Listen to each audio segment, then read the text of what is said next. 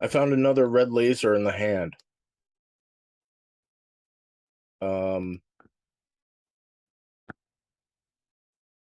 and this is really important because it's evidence, it's people's stories that are the same shit. So if you haven't seen this, I'm gonna skip through it a little bit. January 30th, 2009, Navajo Nation, Arizona. A family's dinner is interrupted when something out of the ordinary appears in the sky over their ranch. So aliens come down and they come out and they have laser beams in their hands and they're looking, they're scanning.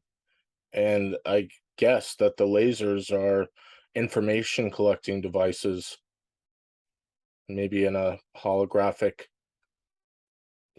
collection where they can look at it later. So then they leave. But this is a story of a kid who saw a UFO and an alien being floated out down through light. And I have a video of exactly what that was. It was, a figure floating down. And I can't tell you how many stories uh, I have that people have seen them floating. So the kid runs away, hides in the bushes, and the being goes up to his hammock, and it starts with a red laser in its hand, starts scanning the um the hammock that he was lying in. But it was in his hand, and it starts scanning, which is very interesting. These are the Nazca alien mummies, and you can see in their hands there are metal plates.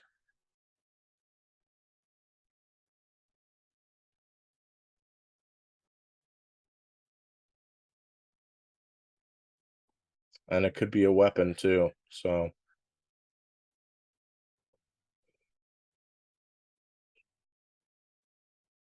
now I found this is the new one. I've been listening to the book Communion, and I found out that William Strieber saw the same thing. In the middle of the night, I suddenly awoke with the impression that I had just heard a loud noise. I decided to get a glass of water. As I left our bedroom, I noticed a strange smell, like smoldering cardboard. As I went toward the bathroom to get my water, a small, dark figure with a red light in its hand burst out of my old bedroom and dashed downstairs. I was momentarily astonished, but decided that it must have been a family member.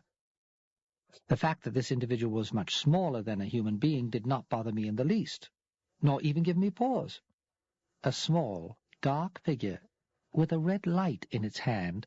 I was involved in building another base Pretty crazy, right? inside of. And then Phil Schneider's account of going down and seeing aliens, and he shot and killed two of them.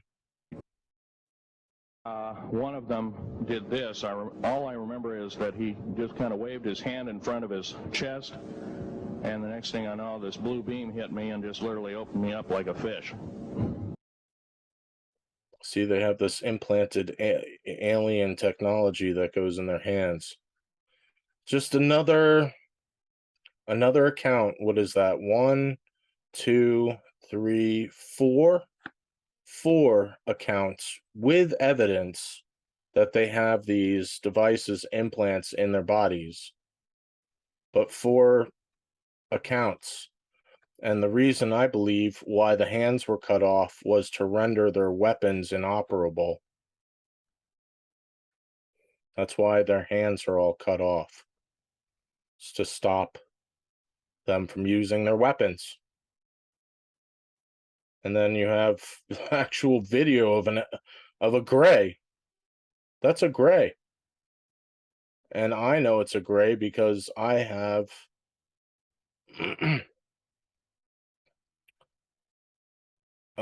it's the same being seen with what's his name? Stan Romanak, the grandpa gray in the back of the doorway there. But you can get a really good look at him. See, he's got a light laser.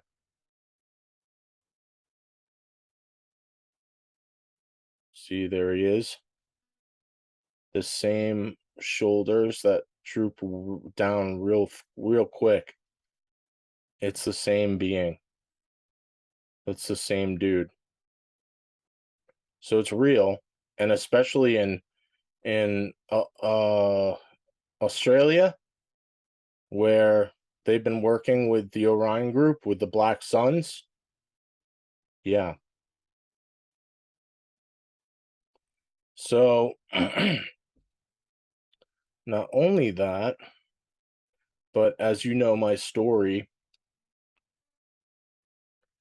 in 2017, what got me involved in this whole thing, in 2017, I was teaching meditation, and I was sitting in stillness, and all of a sudden I felt a touch under my chin, and it lifted up my head, and I looked down, and I could see a translucent being in front of me.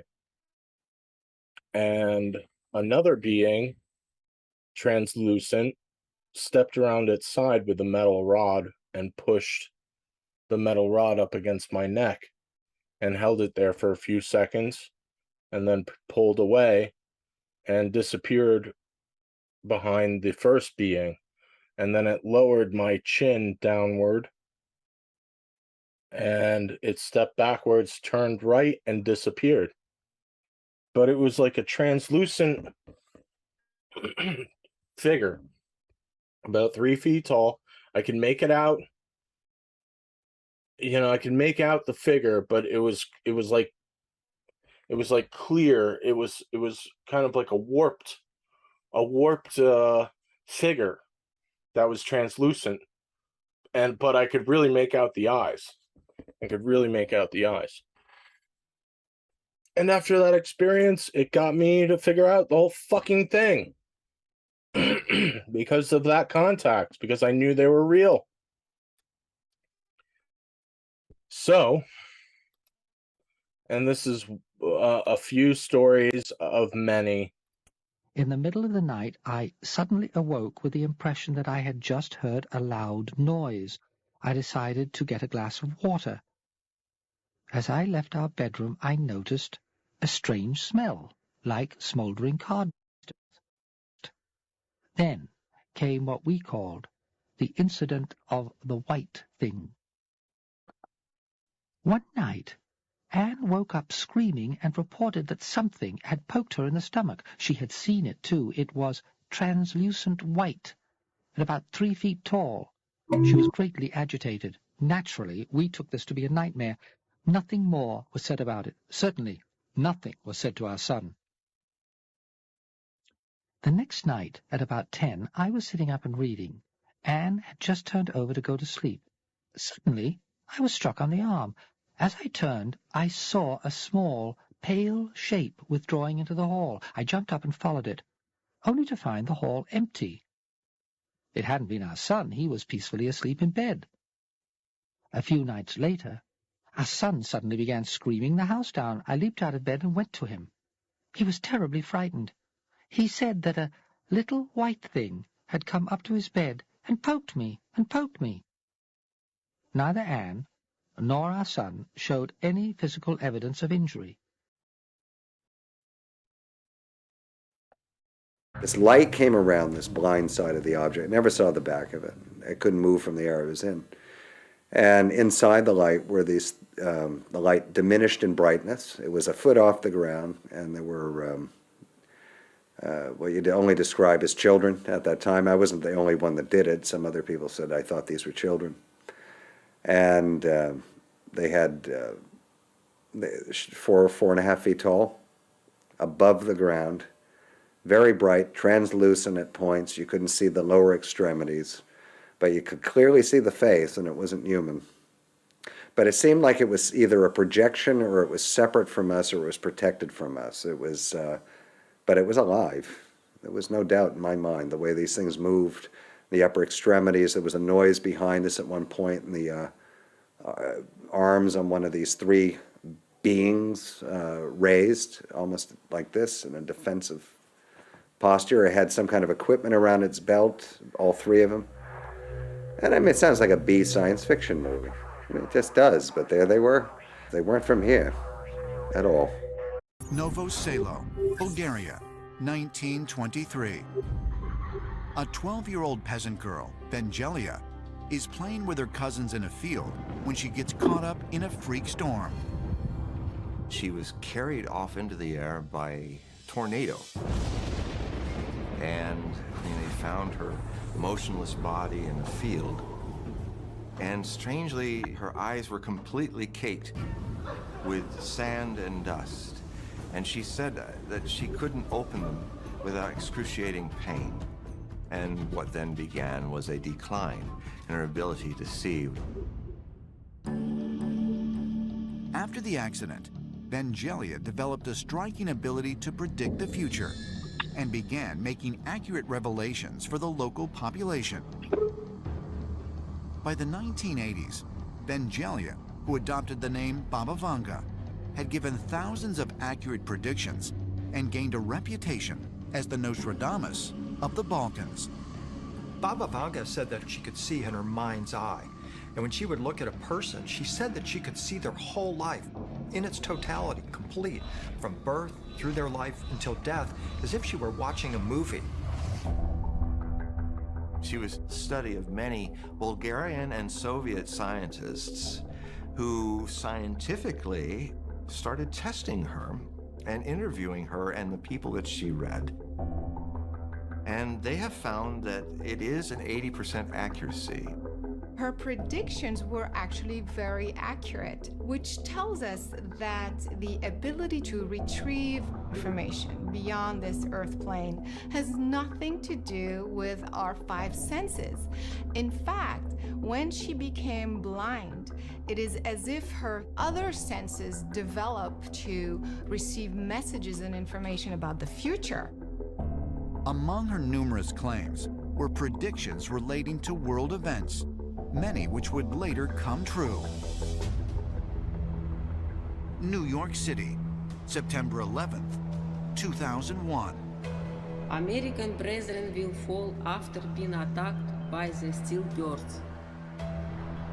Two planes hijacked by members of a terrorist group called Al-Qaeda crash into the World Trade Center, taking the lives of nearly 3,000 innocent civilians. Sumatra, Indonesia, December 26, 2004.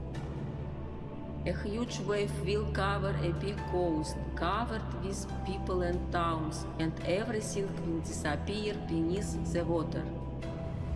A 9.1 magnitude earthquake off the coast of the island creates a devastating tsunami, completely engulfing over 3,000 miles of land and claiming the lives of over 230,000 people. Washington, D.C., January 20th, 2009. The 44th President of the United States will be an African-American man. Everyone will put their hopes in him. I, Barack Hussein Obama, do solemnly swear. Barack Obama, an African-American senator from Illinois, is sworn into office as the 44th President of the United States. Congratulations, Mr. President.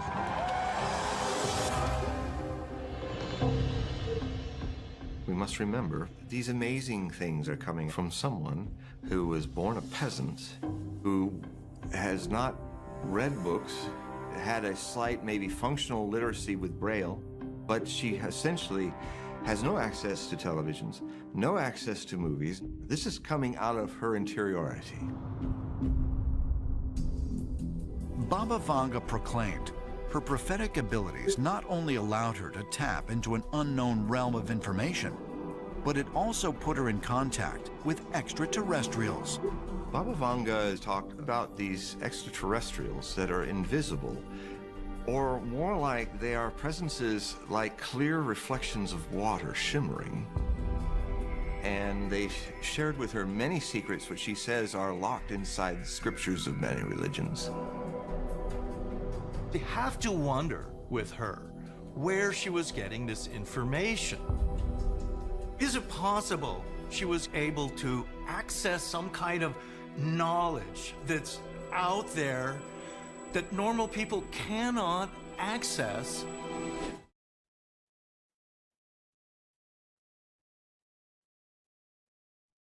Which, you know, for me led to the Orion lines. And if you're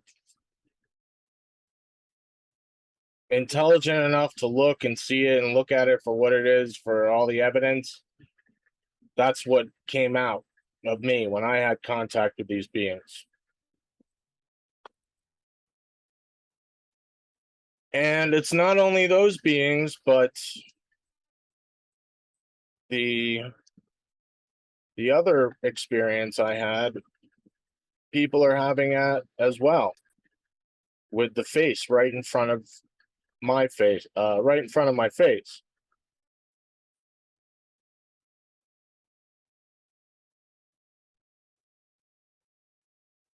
So being paralyzed and unwilling to want to be having things done to me that were you struggling with them? Feeling violated. I remember longed and right. Not where I was, and I had this face while I was trying to do something. This face came down leaned down and looked right in my eyes, and it was just like went back. It's like you can't get away far. And that's exactly what they did to me, what I woke up to, with the face right in my fucking face. It was right in my face. I was so terrified looking into these creatures. I was thinking I could just raise my fist, and exactly at that moment, I became paralyzed. It's the same thing over and over again. People are paralyzed. They see beings that they can float, and I've seen that too. This lady says that they walk through walls. I saw my encounter was it floated through backwards and then disappeared through the wall. Just move through this wall. They just like it wasn't there. And they came over to me, two at my feet, two at my head, and they started to lift me up to the ceiling. It was very praying mantis like. And it's over and over and over again. It's what they do. It's real. It had big almond-shaped eyes and a long, thin face, a little thin mouth and nose. A larger head and almond-shaped eyes. Large heads, large things done.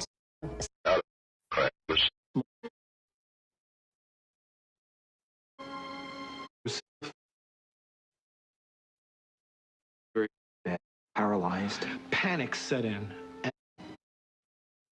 On the legs and move on up. This entity turns around and looks at me with these large black eyes. It was hearing me say these things in my head. It began to move toward me. I became paralyzed and was terrified in the whole 9 yards. It lifted up the covers and stuck its huge bulbous head and large black eyes right next to my face, very close to my eyes, and began to program me. He simply changed my visual thoughts of what he was in my head. He wanted me to imagine him as a clown that was a terrible dream. I consciously remembered my encounter didn't do that, but it did get right in my face like that. I mean, it was like right in front of my face. Me to 5, but I had bits of it that were missing. And what I remember is that through my wall came, some beings around my bed. And I ran between them and ran out of the room into my mother's room to hide from them. And what happened is they followed me in there, and that's the last I remember of it. See, it's the same shit over and over again. You've got these beings that can move through walls and then move through matter. You see, they're reaching in through the car and they can grab you and then float you up into their spacecraft.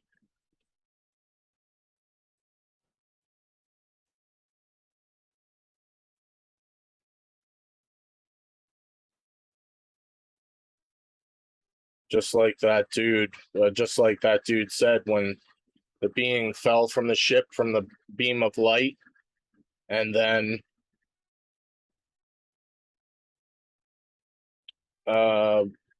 floated down.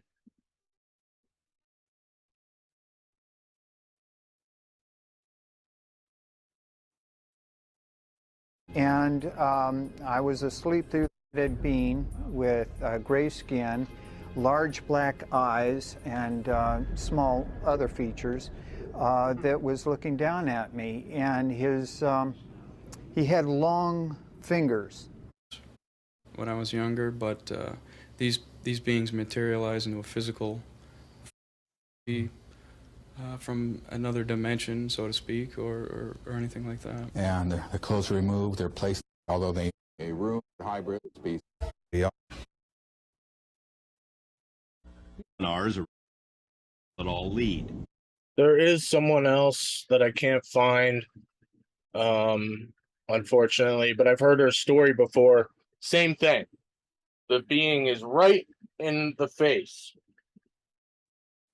I don't know why they do that, but it's just more collaborating stories. It's the only thing I can really do without having a sit down talk with them. But I'm not lying. I'm not making this up for,